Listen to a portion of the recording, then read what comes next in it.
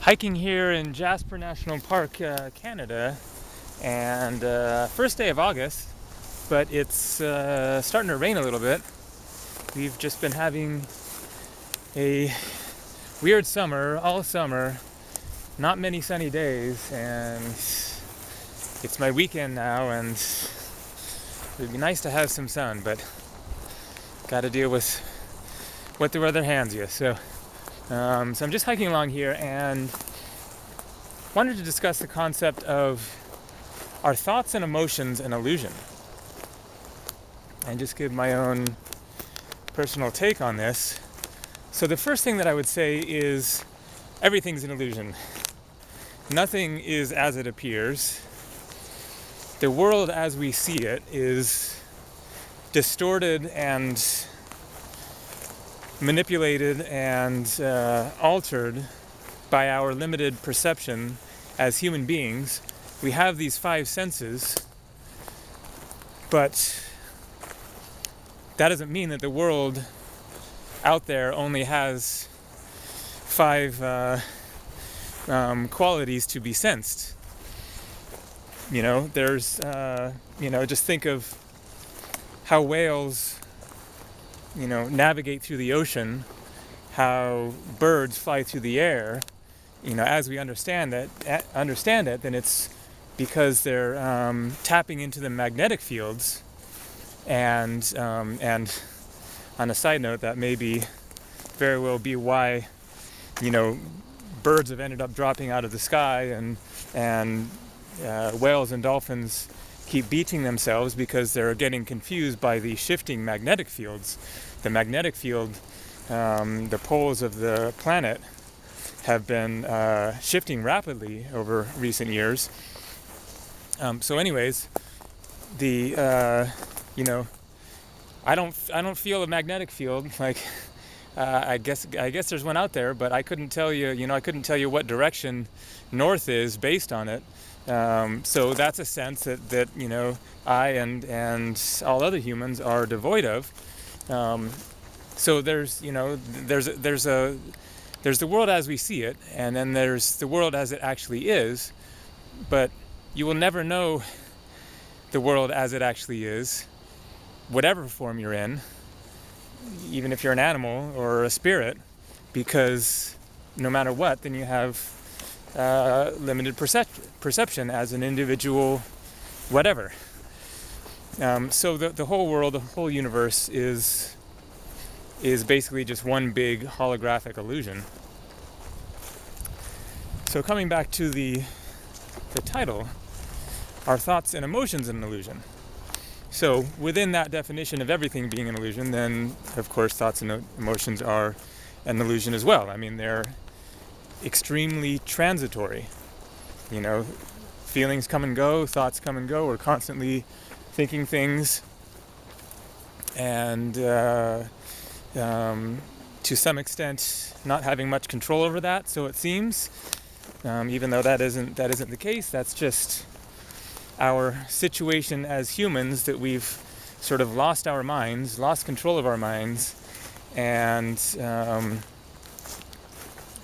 just think these thoughts all the time, whether we feel like it or not, even though it causes us much distress and anxiety, and takes us out of the moment, constantly pondering the past and the future and what could have been and what we hope will be, and wishing this moment were different.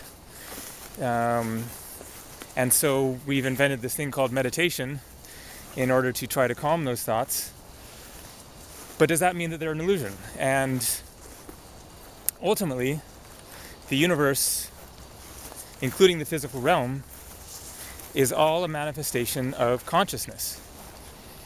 The physical world, material objects, are in fact just slowed down light, densified light. It's all just energy. And in my spiritual belief system, then I would say all of this energy comes from source energy, God. And so the question then is, a lot of people along the spiritual path say, thoughts and emotions are illusions, therefore pay them no mind. Therefore don't get caught up in them. Therefore they aren't you. I would say that there is a grain of truth in that the you, or the me, is somewhere beneath thoughts and emotions, or beyond thoughts and emotions.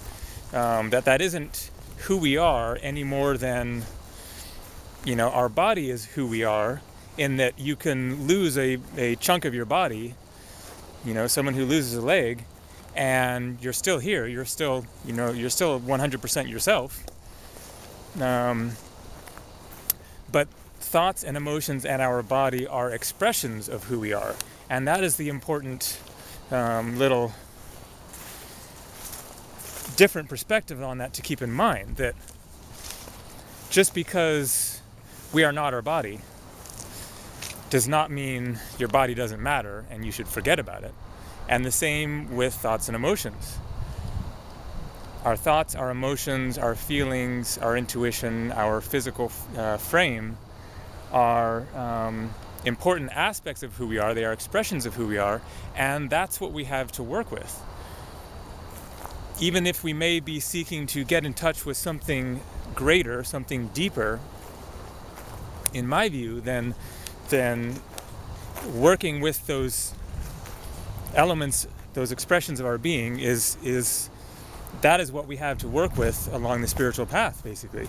And so I'm not an advocate of adopting the viewpoint of seek to separate from your thoughts and emotions. Quite the opposite. Instead, then, and I would say that this is really the tantric path, is seeking to immerse fully into one's thoughts, one's emotions, one's desires, one's body. Make that your home, completely and fully. Come fully into all these aspects of yourself and occupy them. They talk about occupy Wall Street. Occupy your being, occupy your, body, heart, mind, soul, completely 100%, and embrace all of it. So whether they are illusions or not is actually kind of irrelevant. The question is, should you embrace them or not? And there are so many different tactics on dealing with your mind running wild, and how to deal with your thoughts, and there are lots of different perspectives out there on how to calm your mind and come into greater peace within. And so it's not about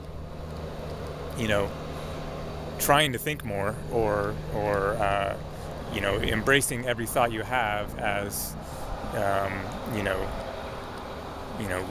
running with that. Trying to calm the mind and trying to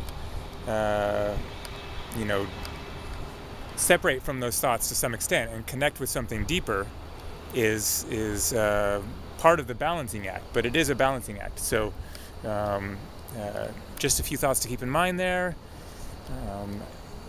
Ultimately it's about figure out what works for you, and try different approaches along the spiritual path, different styles of meditation. When you're experiencing powerful and overwhelming sensations, feelings, and emotions, try different methods for working with them and see what ultimately brings you to a greater sense of peace and assurance and personal power within. So there you go, just a few thoughts on the subject there. Looking out here now at the town of Jasper. I'm about to go do a little shopping, getting out of the woods. Take care.